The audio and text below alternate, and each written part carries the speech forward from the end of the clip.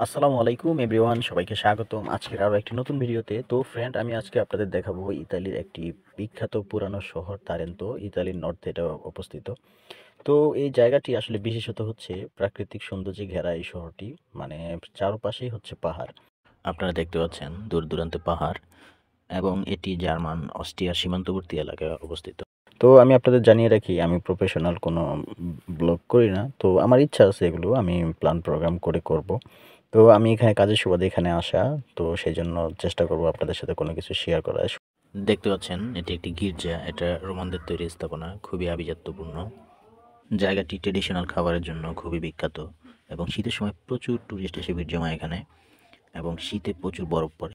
যে খাবার মেনু দেওয়া আছে, মানে টুরিস্ট পয়েন্ট, তো এখানে সব দেশের লোক আসে, তো দেখে দেখে তারা ওইভাবে খাবার খায় বা এইভাবে ডিসপ্লে করা আছে। আর এই যে দেখেন, আমি দুই পাশে স্থাপনার মাঝখান দিয়ে হেঁটে যাচ্ছি, রাস্তাগুলো কত পুরনো। তারা চাইলে এটাকে পিচ ঢালা করে অনেক সুন্দর করে করতে পারে এখনকার সময়, কিন্তু তারা ঐতিহ্যকেই মানে প্রাধান্য দেয়। ইউরোপের এই একটা বিশেষত গুণ যে ঐতিহ্যকে তারা ধরে রাখার চেষ্টা করে যতদিন সম্ভব। তো বিভিন্ন স্থাপনায় কনস্ট্রাকশন হয়, কিন্তু চেষ্টা করে তাদের সেই পুরোনো রূপটাই ধরে রাখার জন্য, এই আর্কিটেকচারটা ধরে রাখার জন্য। তো আমি আপনাদের কিছুটা দেখাই এখানে, আসলে মানে দেখেন এখানে কতটা মানে আভিজাত্যপূর্ণ। এই সবগুলোতে প্রবেশ করলে আপনার মনে হবে কোনো রাজপ্রাসাদে প্রবেশ করেছেন। এগুলো রোমান স্থাপনা, খুবই খুবই চমৎকার। তো বন্ধুরা, এখন থেকে এখানে নিয়মিত আসবো, আসলে এখানে দেখা হবে আপনাদের সাথে।